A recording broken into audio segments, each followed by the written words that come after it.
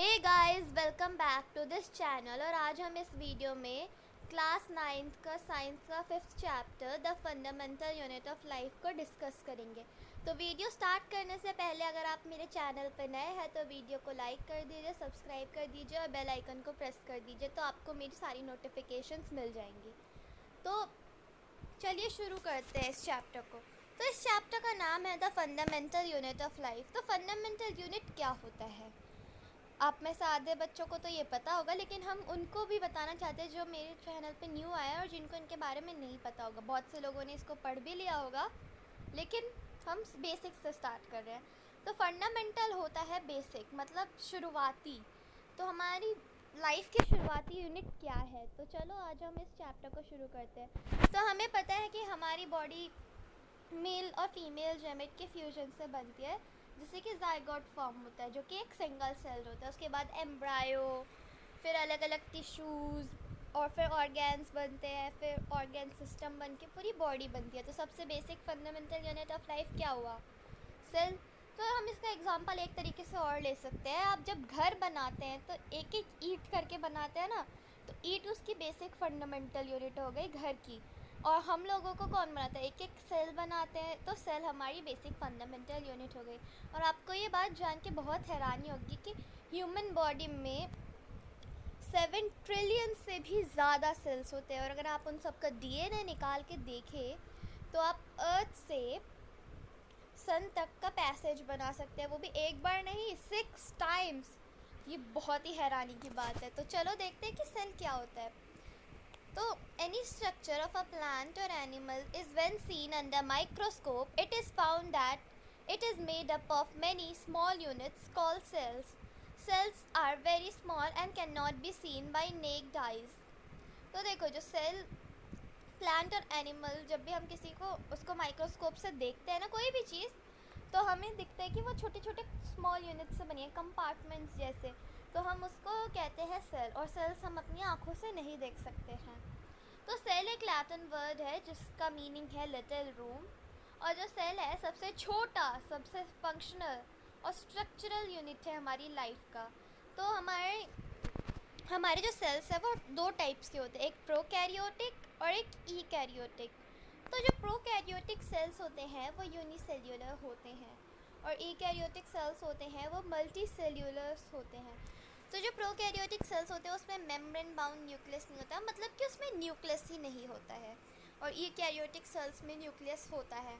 तो prokaryotic cells के हम कुछ एग्जांपल्स देखते हैं, जैसे कि बैक्टीरिया हो गया, पेरिमीशियम हो गया, प्लाज्मोडियम वगैरह वगैरह। और ईकैरियोटिक सेल्स के हम एग्जांपल देख सकते हैं, हम ह्यूमन बींग खुद ईकैरियोटिक सेल्स के हैं, प्लांट्स, एनिमल्स, जितने भी कुछ भी है सब ईकैरियोटिक सेल्स के हैं। तो अगर हम अब आपको इन सब की चीज़ों के बारे में तो पता चल गया होगा कि सेल क्या है, कैसे फंक्शन करता है। तो चलो आगे चलते हैं। ये देखो, ये कुछ सेल्स की इमेजेस है। अब हम बात करेंगे कि सेल को सबसे पहले किसने डिस्कवर किया। एक बार एक साइंटिस्ट था, रॉबर्ट हुक। उसको कहा गया था कि आप ना चेक करो यूरिन्स वगैरह सब में कि उसके अंदर में क्या क्या होता है। उसकी खुद की भी क्यूरियोसिटी थी, तो वो सिर्फ उन्हीं चीज़ों को चेक करने के अलावा जितनी भी चीज़ें उसको मिली सबको उसने चेक किया। एक दिन उसको एक क्या कहते हैं, एक कॉर्क मिला, ठीक है। तो उसने जब उस कॉर्क को मैग्नीफाइंग ग्लास से देखा तो उसको दिखाई दिया कि वो बहुत सारे छोटे छोटे कंपार्टमेंट्स हैं, वहाँ पे कंपार्टमेंट्स बहुत सारे हैं उसमें। तो फिर उसने उन सारे कंपार्टमेंट्स को नाम दे दिया सेल, और सेल जो है उसके दिमाग में स्टक हो गया। और फिर जितने भी साइंटिस्ट आज भी बायोलॉजी में सेल्स का ही यूज़ करते हैं, इस नेम का सेल ही यूज़ करते हैं। तो ये कहानी हुई थी 1665 में। तो सेल किसने डिस्कवर किया? रॉबर्ट हुक ने। फिर एक उनके साथ एक और उनका असिस्टेंट था, एंटोन ल्यूवेन हुक। तो इन्होंने फ्री लिविंग सेल्स को डिस्कवर किया पॉन्ड वाटर में, और इनको फादर ऑफ माइक्रोबायोलॉजी भी कहते हैं क्योंकि इन्होंने ही माइक्रोस्कोप का इन्वेंशन भी किया था। तो उसके बाद सेल थ्योरी डिस्कवर हुई 1838 और 1839 में, स्केलेटन और स्वान के बीच में। स्केलेटन ने बताया कि सारे प्लांट्स हैं वो सेल से बने हुए हैं, और स्कावन ने बताया कि जितने भी एनिमल्स हैं वो सेल से बने हुए हैं, ठीक है। और उसके बाद कई और साइंटिस्ट आते गए, जैसे कि रॉबर्ट ब्राउन, पुरकिंजे और भी बहुत सारे। और इनमें एक और मेन साइंटिस्ट है जिसने कहा कि जो सेल्स है वो सारी प्री एग्जिस्टिंग सेल्स से बनी हुई है। तो ये किसने कहा? वेरको ने। ये भी एक साइंटिस्ट थे, उन्होंने 1855 में डिस्कवर किया। तो इसमें हमने क्या सीखा? कुछ 5 इम्पोर्टेंट साइंटिस्ट हैं, हमें उनके नाम याद रखना ज़रूरी है। तो सेल किसने डिस्कवर किया? रॉबर्ट हुक ने 1665 में। एंटन वेन लेवेनहुक जो है वो फादर ऑफ माइक्रोबायोलॉजी है, उन्होंने free living cells pound water में डिस्कवर की। कब की? 1671 में। फिर सेल थ्योरी डिस्कवर की स्केलेडेनस क्वान ने 1838 और 1839 में, जिन्होंने उनमें उसने कहा कि all plants are made up of cell and all animals are made up of cells. और फिर लास्ट साइंटिस्ट है वेरको, जिन्होंने कहा कि जितनी भी सेल्स है वो अपनी प्री एग्जिस्टिंग सेल्स से बनी हुई हैं 1855 में। तो यहाँ तक सबको क्लियर है? क्लियर है कि नहीं? जल्दी बताओ। तो हमें ये इम्पोर्टेंट है, ये इम्पोर्टेंट है इसमें, और ये वाला इम्पोर्टेंट है, और ये वाला इम्पोर्टेंट है। तो चलो आगे बढ़ते हैं। तो अब हम देखते हैं कि लिविंग ऑर्गेनिज्म किन चीज़ों के बने होते हैं। तो देखो, जितने भी लिविंग ऑर्गेनिज्म हैं, हमने ये पहले ही डिस्कस कर लिया कि सब सेल से बने होते हैं।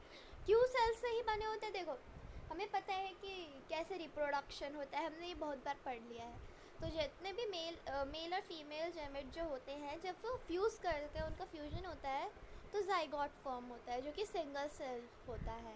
उसके बाद एम्ब्रायो, फिर उसके बाद वो सेल डिवाइड होकर टिश्यूज़ बनते हैं, टिश्यूज़ फिर ऑर्गन्स बनते हैं, ऑर्गन्स मिलके ऑर्गन सिस्टम बनते हैं, और उसके बाद हमारी ह्यूमन बॉडी बनती है।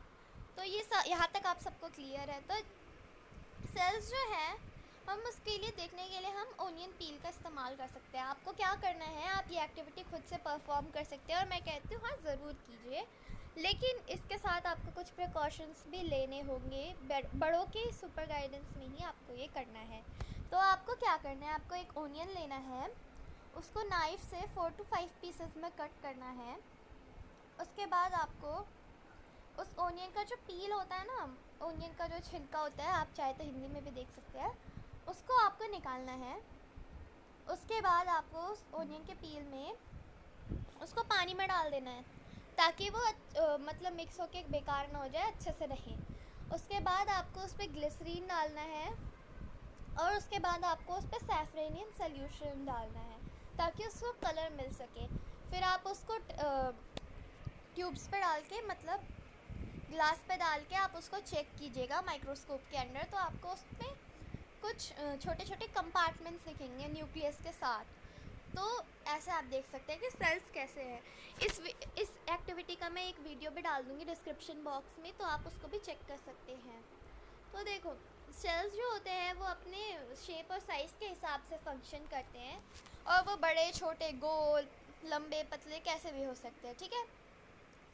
तो जो सबसे स्मॉलेस्ट सेल है वो है PPLO, मीन्स प्लोरियोफिनियोमिया लाइक ऑर्गेनिज्म। ये सेल्स होती है एक टाइप की, आप इसको देख सकते हैं, और उसको हम माइक्रोप्लाज्म भी बोल सकते हैं। उसके बाद जो सबसे बड़ा सेल होता है वो ऑस्ट्रोचेक का होता है। आपने देखा होगा ऑस्ट्रोचेक को, जिसे हम नेक गाइस से देख सकते हैं। और जो हमारी ह्यूमन बॉडी में सबसे छोटा सेल होता है वो RBC यानी कि रेड ब्लड सेल होता है, और जो लार्जेस्ट सेल होता है वो नर्व सेल होता है यानी कि न्यूरॉन। तो चलो हम आगे चलते हैं। आप देख सकते हो माइक्रोप्लाज्मा, लार्जेस्ट सेल, इन सब की यहाँ पे इमेजेस दी गई है, रेड ब्लड सेल और नर्व सेल। आप इनका डायग्राम बना सकते हो नोटबुक में, चाहो तो स्क्रीनशॉट ले लो। मैं 5 सेकंड का वेट कर रही हूँ।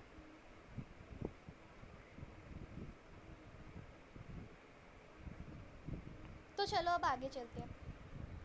तो यूनिसेल्यूलर और मल्टीसेल्यूलर ऑर्गेनिजम्स क्या होते हैं, ये हम पहले भी डिस्कस कर चुके हैं, लेकिन एक बार और बता देते हैं। यूनी मतलब होता है सिंगल, और सेल्यूलर मतलब सेल्स का। तो जो यूनिसेल्यूलर ऑर्गेनिज्म होते हैं वो सिंगल सेल्ड ऑर्गेनिज्म होते हैं, उनमें एक से ज़्यादा सेल नहीं होते हैं। उसी सेल से वो सारा काम करते हैं, जैसे कि एमोएबा हो गया, ये सब एक ही सेल से खाना भी खाते हैं, डाइजेस्ट भी करते हैं, एक्सक्रीट भी करते हैं, सब कुछ एक सेल से करते हैं। और इनके एग्जाम्पल्स आप और देख सकते हैं, बैक्टीरिया भी होते हैं, इग्लेना भी होते हैं। तो और मल्टी सेल्यूलर ऑर्गेनिजम्स क्या होते हैं? मल्टी मीन्स मैनी, सेल्यूलर्स तो मतलब जिनके अंदर बहुत सारे सेल्स हो वो मल्टी सेल्यूलर ऑर्गेनिज्म होते हैं, जैसे कि प्लांट, एनिमल, ह्यूमन बींग्स और ऑल्सो मल्टी सेल्यूलर। इनके हर सेल अलग अलग फंक्शन करते हैं। और हम सारे जो अभी इंसान वगैरह सब एक सेल से हुए हैं। हम लोग यूनिसेल्यूलर ऑर्गेनिज्म से मल्टी सेल्यूलर, मतलब यूनिसेल्यूलर थे हम लोग। हमारा जो हम जब पेट में होते हैं वगैरह में, तो जब हमारा मतलब स्टार्ट होता है हम लोग ग्रो करना, तो हम यूनिसेल्यूलर होते हैं। फिर वो डिवाइड करते करते हमें मल्टी सेल्यूलर में कन्वर्ट करके फिर हम अच्छे से एक शेप लेके बाहर निकलते हैं। तो यही कहा था वर्को ने भी। तो जितने भी सेल्स होते हैं वो अपने पुराने सेल्स से बनते हैं और वो सब बहुत सारे फंक्शंस को परफॉर्म कर सकते हैं, मतलब वो डिवाइड होते रहते हैं एक लेबर की तरह।